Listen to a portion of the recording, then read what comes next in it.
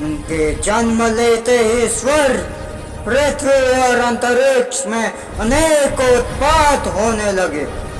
जाता पृथ्वी और पर्वत कांपने लगे, जगह जगह उल्कापात दिखने लगे, बिजलियां गिरने लगी और आकाश में नाश्तसूचक धूमकेतु दिखाई देने लगे।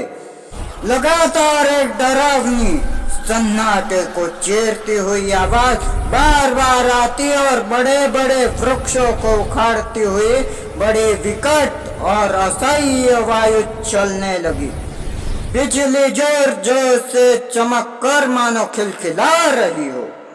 सूर्य, चंद्र आदि लुप्त हो गए और इसी वजह से आकाश में गहरा अंधकार छा गया।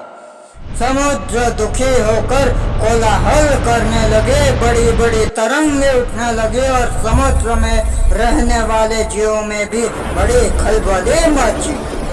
सूर्य और चंद्र में बार बार ग्रहण लगने लगे और उनके चारों ओर अशुभ घेरे दिखाई देने लगे। बिना बादलों के ही गर्जना शुरू हो गई। गुफाओं में से रथ की आवाज निकलने लगी। गांव में कीचड़ और उल्लुओं के भयानक शब्द के साथ सियारियां मुख से आग से उगलती हुई अमंगल आवाजें निकालने लगी।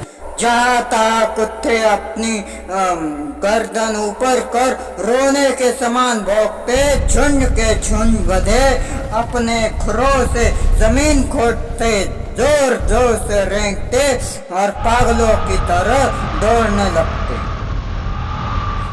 और गधों की यह आवाज सुनकर पक्षियां डरती और रोने लगती। गाय, बैल आदि पशु डर के मारे अपना मल मूत्र निकालने लगे और गाय दूध की जगह रक्त देने लगी। बादल खून की बारिश करने लगी। देवताओं के मूर्ति से अश्रु बहने लगे। ऐसे ही भयंकर उत्पात होने लगे। कुछ